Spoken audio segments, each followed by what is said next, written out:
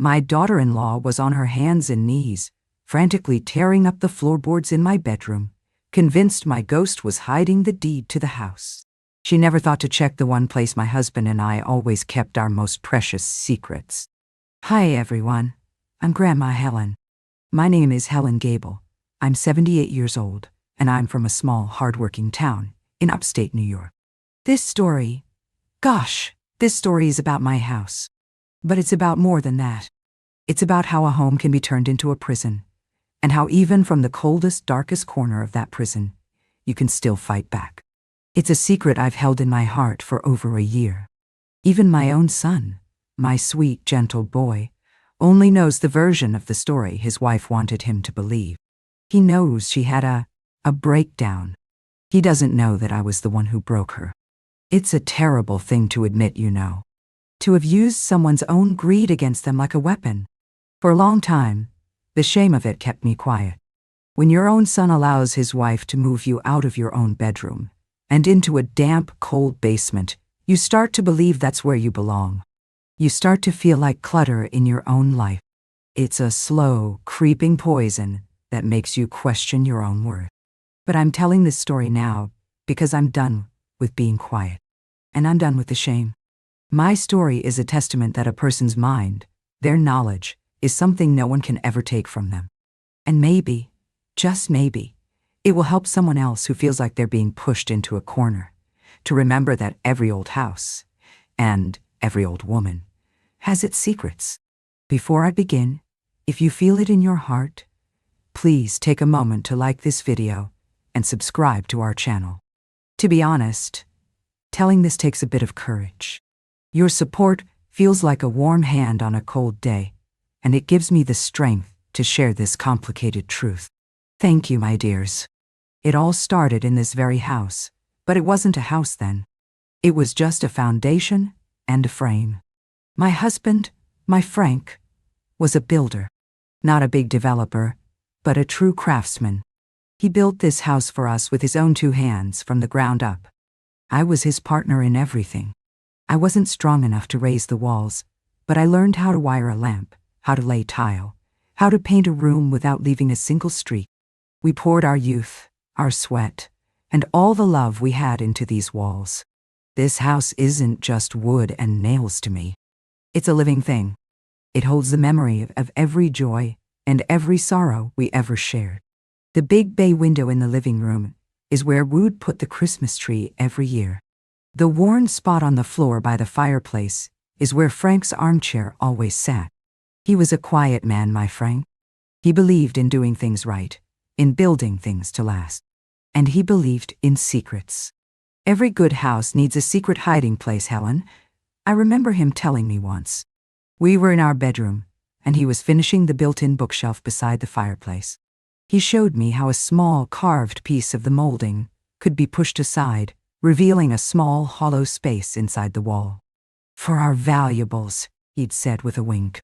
The important papers, the deed, no one would ever think to look there. He also showed me the quirks of the house he'd built, like the old furnace duct that ran from the basement right up through the wall behind their future bedroom, a perfect tube for carrying sound. Hear that? He'd laughed, tapping the vent. You can hear a whisper from one floor to the next.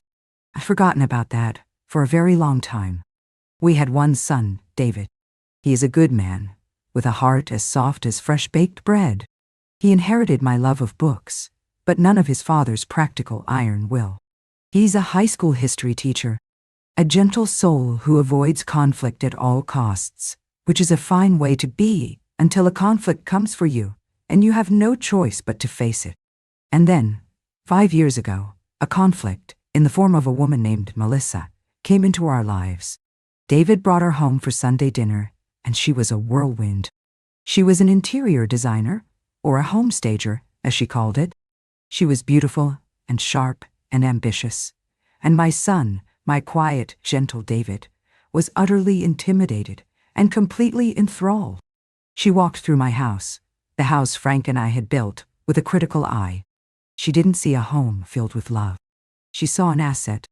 "Oh, Helen, this place has the most amazing bones," she gushed. running a hand over the fireplace mantel Frank had carved. The structure is so solid, but the decor is a little dated, isn't it? You could do a complete gut renovation on this place. Open up the floor plan, neutralize the color palette, you'd triple its market value overnight. She didn't ask about the stories behind the furniture. She didn't notice the quilt I had spent a year making. She saw square footage and potential profit. She was speaking a language of flipping and renovating that I didn't understand. But my son, he just beamed. He was so proud that this sharp, successful woman was taking an interest in his old-fashioned family home. After Frank passed away 3 years ago, Melissa's interest became a full-time occupation. She and David were so helpful, so attentive. Too attentive. They were worried about me being all alone in this big house. And one day they came to me with a proposition. "Mom," David began, his face earnest and pleading. "Melissa and I have been talking. We're worried about you. We want to move in. To help you with the upkeep, with the bills. To take care of you." Me. Melissa, standing beside him, her hand on his arm, smiled her bright, reassuring smile. "It's the perfect solution, Helen. We can handle all the big stressful stuff. We can even do a few cosmetic updates to make the house more modern, more comfortable for you. You won't have to worry about a thing. You won't have to worry about a thing." My heart, so lonely in the quiet of this big empty house, leaped at the thought. To have my son, to have life and laughter in these rooms again, it was all I wanted. I ignored the small, cold knot of fear in my stomach. I ignored the memory of Melissa's assessing eyes. I said yes. I didn't know that I was not just inviting them to live with me. I was handing over the keys to my own prison. And they had a very specific, very cold cell in mind for me. The takeover was not a sudden invasion. It was a quiet, creeping occupation. It began with paint. The warm, soft yellow I had chosen for the living room walls, a color like buttercups in the sun, was declared dated and garish. "We need a neutral palette, Helen," Melissa had announced, holding up a series of paint chips that were all indistinguishable shades of gray. "It creates a more serene and sophisticated atmosphere. It will increase the resale value." Resale value. That was her favorite phrase. She spoke of our home not as a place to live, but as an investment to be maximized. I watched as painters covered my sunny yellow walls with a cold, flat gray that reminded me of a storm cloud. The house immediately felt darker, colder. It was the first step in erasing me, in erasing Frank. My son David just went along with it. "It's just paint, Mom," he'd say gently when he saw the sad look on my face. "Melissa has a great eye for this stuff. Let's just see what she does." What she did was systematically dismantle my life. The quilt I had spent a year making, the one that lay on my bed, was put into a cedar chest in the attic. "The colors are just too busy for the new aesthetic," she'd explain. The comfortable, slightly sagging armchair where Frank had read the paper every evening was moved to the garage, replaced by a sleek, leather thing that was beautiful to look at, but miserable to sit in. Each change was a small, painful paper cut, and I was expected to be grateful. "Doesn't this look so much cleaner, so much more modern?" she would ask, beaming, after each act of erasure. And I would just nod, my voice caught in my throat. I was becoming a ghost in my own home, haunting the memories of a life that was being painted over in 50 shades of gray. My role was quickly, expertly redefined. I was no longer the matriarch of the home. I was the live-in project, an elderly mother who needed to be managed. Melissa took over the cooking, insisting on making complicated, trendy dishes that left me hungry. She took over the finances, citing my forgetfulness about paying a bill on time. It was a lie, of course. I had never missed a bill payment in my life. But it was a useful lie for her. It gave her access to my bank accounts, to my pension statements. She wasn't helping me. She was assessing me. She was calculating my worth and my cost. David, my dear, soft-hearted David, was her willing accomplice. He saw my unhappiness, my quiet retreat into myself, but he was too terrified of Melissa's sharp-tongued disapproval to say anything. He chose his wife's vision over his mother's comfort. His weakness was a constant, aching disappointment. The whispers began about 6 months after they moved in. I would be in my room, reading, and I would hear them talking in the kitchen. Their voices were low, but the house Frank built with its old-fashioned, solid construction, carried sound in strange ways. "It's just a lot, David," I heard her say one night, her voice a long, dramatic sigh. "Having her here all the time. There is no privacy. I feel like I'm constantly being watched." "She's just lonely, honey," David would say, his voice weak. "She's smothering us," Melissa would hiss back. "And this house, it's so cluttered with her things, with her memories. We can't truly make it our own until we have some space, real space." I knew what she meant. The clutter she was talking about was me.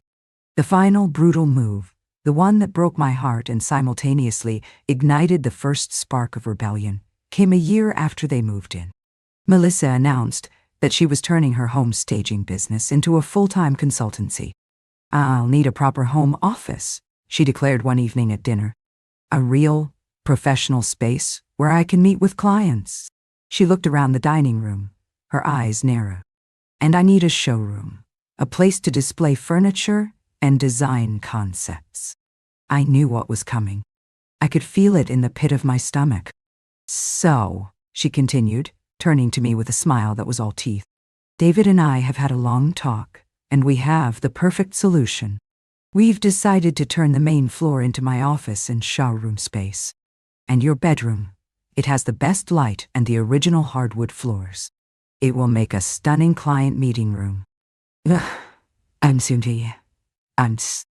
stared at her, my blood turning to ice. My bedroom. The room I had shared with my husband for 50 years. The room where my son was conceived. The room where Frank had taken his last breath in my arms. She was going to turn it into an office. Where would I go?" I whispered, the words barely making it past the lump in my throat. Melissa's smile was bright, unwavering, and utterly devoid of compassion. "We've already cleared out the basement, Helen. It's perfect. It's huge down there. It has its own entrance. We'll put up some drywall, get you a nice area rug. It will be like your own little private apartment. You'll have all the privacy you could want." The basement. It wasn't a basement to be made into a suite. It was a cold, damp, unfinished space with stone walls and a concrete floor. It housed the furnace and the water heater, and a collection of spiders I was sure were as old as the house itself. There was one small, high window that looked out onto the bottom of a grimy window well. It smelled of damp earth and mildew. I looked at my son.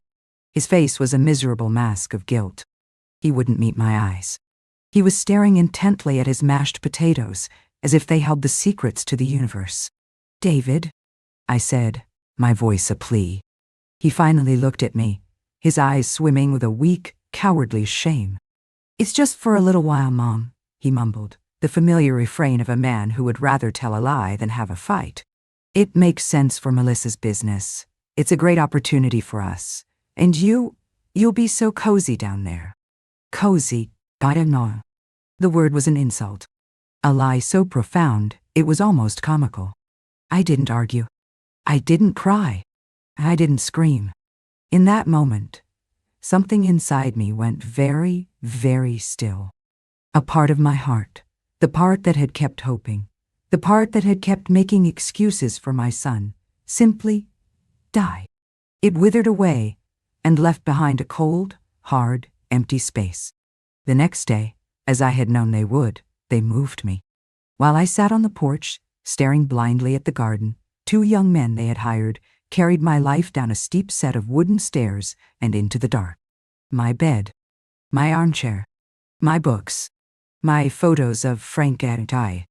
They arranged them on a patch of old carpeting in the center of the cold, concrete floor, a pathetic little island of my existence in a sea of damp, gray emptiness. Melissa came down, her heels clicking on the concrete. She looked around, her arms crossed, a look of profound satisfaction on her face. "See?" she chirped. It's not so bad, is it?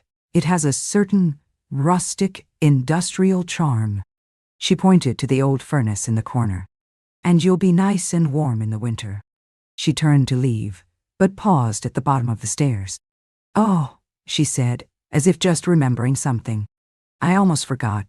She reached into her pocket and pulled out a small silver object.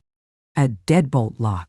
We're installing this on the outside of the door at the top of the stairs. For your privacy, of course. So no one can just wander down here and disturb you. None. Rarely. For my privacy. The lie was so blatant, so cruel, it was almost elegant in its viciousness. It wasn't for my privacy. It was to lock me in, to make sure the clutter stayed where it belonged. Out of sight, out of mind. She left. I heard her light footsteps going up the stairs. And then I heard the heavy, final, metallic click of the deadbolt sliding into place. I was alone. In the cold. In the dark. In the basement of the house my husband had built. I sat on my bed, and I listened to the drip, drip, drip of a leaky pipe in the corner. And I thought, this is it. This is where they have put me to die. But as I sat there, in the deepest despair I had ever known, I remembered something. Something Frank had shown me, all those years ago. A quirk of the house. The old furnace duct, the one that ran from the basement right up through the wall, right behind the headboard of the bed in my old room. His old room. Their new office. A desperate, wild, and brilliant idea began to form in the cold, damp darkness. They thought they had silenced me. They thought they had buried me. They had no idea I was about to become the voice in their walls. Despair is a cold, heavy blanket. But beneath it, sometimes, a different kind of fire can begin to burn. A quiet, patient, methodical fire. Locked in that basement, I had nothing but time. Time to think. Time to remember. And time to plan. They thought they had buried me. But they had actually placed me at the nerve center of the house. Down here with the furnace, with the plumbing, with the bones of the home my Frank had built. And I remembered his words, spoken with a laugh so many years ago, about the furnace duct. You can hear a whisper from one floor to the next. My first move was to test the theory.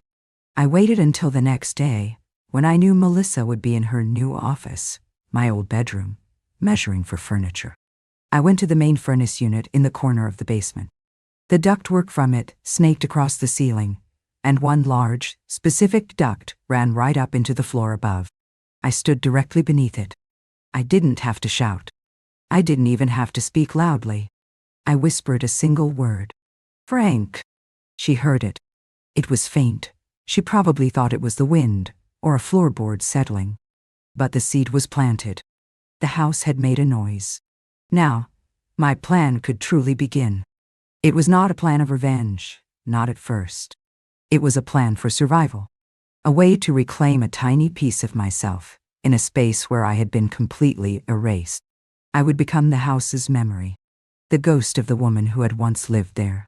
I became a creature of the basement. I learned its rhythms. I knew when the furnace would kick on, its rumbling roar a perfect cover for any small noise I might make. I knew when the house was empty. I knew when she was alone. My campaign started with the dripping pipe, the one in the far corner. Its slow, maddening drip, drip, drip had been the soundtrack to my first days of despair. But now I saw it as a tool. Using a small wrench from a toolbox Frank had left behind, I found I could tighten the valve just enough to stop the drip, and I could loosen it just enough to start it again.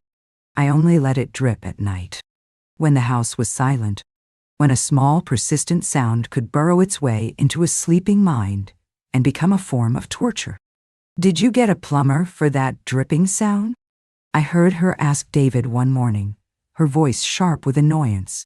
What dripping sound? He asked, confused. I haven't heard anything. It's happening every night, she insisted. It's driving me crazy. It sounds like it's coming from inside the walls. Dandre, Elise, Eliane, Adarmavo, Ersenshua, Essenstone, Albert. He promised he'd look at it. Of course, when he came down to the basement during the day, I had already tightened the valve. The pipe was silent. He found nothing. She started to look at him with a new frustration. The first hairline crack in her perfect, controlled world. My next weapon was the deed. The real deed to the house. I knew she didn't have it. She had the LLC paperwork, the developer's proposal. But the actual physical title, the one signed by my great-grandfather, was my most precious document. It lived in the secret compartment Frank had built in my bedroom wall, a place she now used as her office. I had to get it. My chance came when they went out for the evening to a dinner with some of her clients. They locked me in the basement, as they always did. But they had forgotten something. Frank, the builder, always believed in a second way out. Behind a stack of old storm windows, there was a small ground-level window, the kind used for delivering coal in the old days. It was stiff, and it was heavy, but I was strong. My grief had made me strong. I forced it open. I squeezed my old body through the opening and out into the cold night air. I was free. I crept around to the front of the house. The key was in the place it had been for 50 years, under the loose stone by the back steps. Walking through my own house, like a thief in the night, was the strangest feeling of my life. The cold gray walls felt alien to me. The soulless furniture felt like an accusation. I went upstairs to my old bedroom. Her new office. I could still smell the faint scent of her expensive perfume in the air. It made me sick. I went to the built-in bookshelf beside the fireplace. My hands trembled, but not from weakness. From adrenaline. I found the small carved piece of molding Frank had showed me. I pushed it. A small hidden panel popped open. And there it was. The original deed, in its oilskin pouch, along with my and Frank's real wills, and a few pieces of my mother's jewelry. I took the deed. I left everything else. I went back downstairs, let myself out, and returned to my basement prison through the coal window, closing it behind me. I hid the deed in the one place I knew she would never, ever look, tucked inside the torn lining of the old armchair where Frank used to sit, the one she had deemed too ugly to even bring upstairs. The next morning, the game changed. I was no longer just a passive ghost. I was an active one. I waited until I knew she was in her office. And I went to the furnace duct. I began to whisper. "Where is it?" I whispered, my voice a dry, papery sound carried up through the vents. He said it would be safe. "Where is my deed?" She heard it. She tried to ignore it, shaking her head, continuing her phone call. But I was persistent. Every few minutes, a new whisper. "You can't sell it without the deed. It's not yours. It's mine. Frank will be so angry. He's watching you." She slammed the phone down. I heard her walk around the room, her heels clicking frantically on the hardwood floor. I heard her opening drawers, rustling papers. Then, silence, followed by a small, panicked cry. She had gone to the secret compartment, and she had found it empty. That was the beginning of her unraveling. Her single-minded focus on flipping the house turned into a frantic, paranoid obsession with finding the missing deed. She was convinced I had somehow taken it and hidden it. She would come down to the basement and tear through my few belongings while I was out on my sanctioned 1-hour walk. She found nothing. The whispers continued. I became her conscience, a voice from the walls, tormenting her with her own guilt. "Thief," I would whisper when she was on the phone with the developer. "This is Frank's house," I would murmur when she was showing paint samples to my son. She was coming apart at the seams. She and David started fighting, their arguments echoing through the house. "There's something wrong with this house, David. I hear things, and the deed is gone." "Melissa, that's crazy.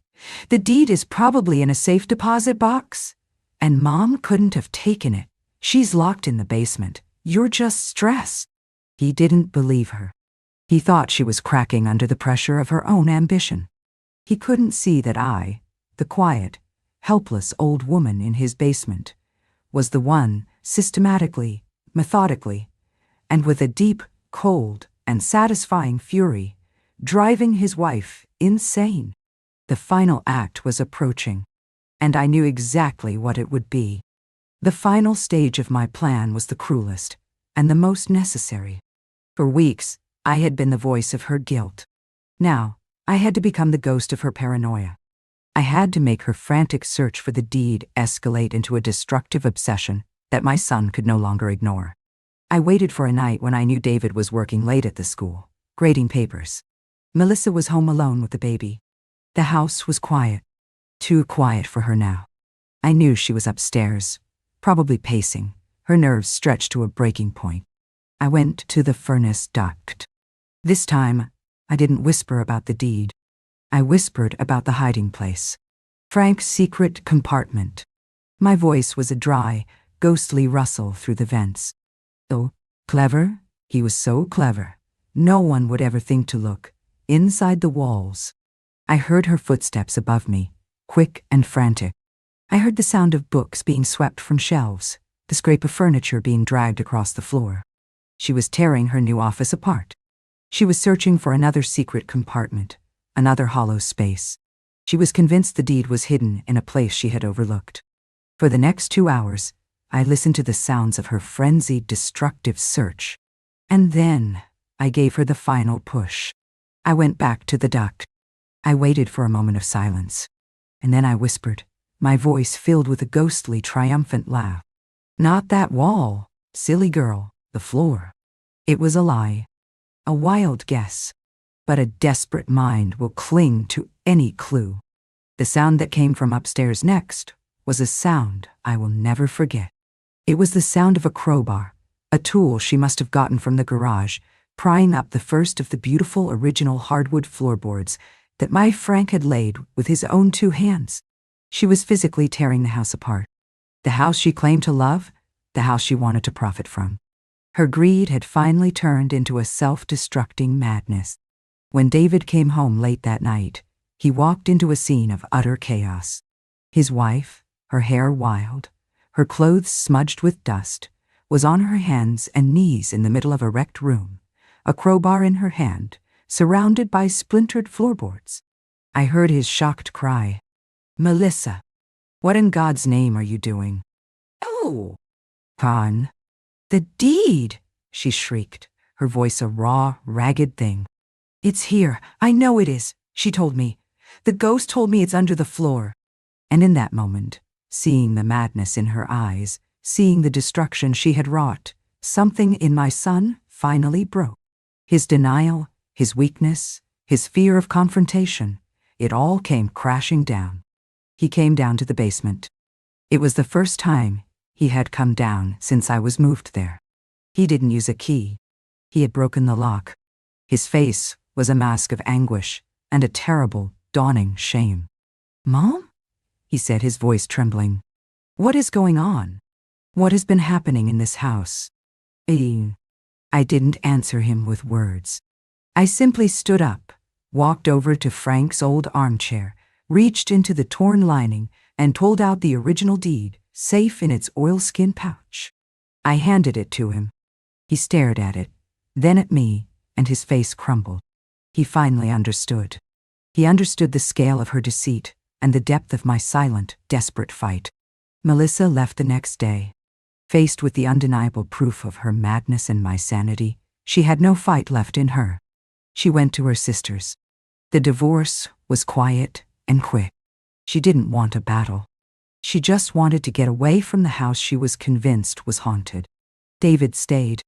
He didn't move back into my old bedroom. He took one of the small guest rooms. He was quiet and ashamed, but he was present. The first thing he did was hire a carpenter to repair the floorboards in my room. The second thing he did was hire a painter to strip away the cold gray paint and restore my sunny yellow walls. We are healing, my son and I. It is a slow, painful process. The trust between us was badly broken. But he is trying. He helps me in the garden. He sits with me on the porch in the evenings. He is quiet, but it is a comfortable quiet now. He is finally seeing the house not as an asset, but as a home. His home. Our home. I learned that when they try to bury you, they had better make sure you are not a seed. I learned that the quietest, most overlooked places A basement, an old heating duct, the torn lining of a beloved armchair can be the source of your greatest strength. They thought my value was in the house. They were wrong. My value was in my knowledge of the house. My knowledge of my husband. The secrets we had built into the walls together. Melissa wanted to steal my legacy. But a legacy is not a piece of paper. It's not a plot of land. It's the love and the wisdom you build into a place, the memories that haunt its rooms in the best possible way. She tried to steal a house, but she never for 1 second understood what it means to have a home. So if you are out there and you feel you have been pushed into a basement in your own life, if you feel forgotten and silenced, remember to listen. Listen to the secrets of the places and people you love. Your power is there. It's in the details no one else notices. It's in the knowledge you carry in your heart. Find it and use it to find your way back to the light. Thank you for letting me share my story with you. It is a comfort to know that our voices, even when they begin as whispers, can be heard.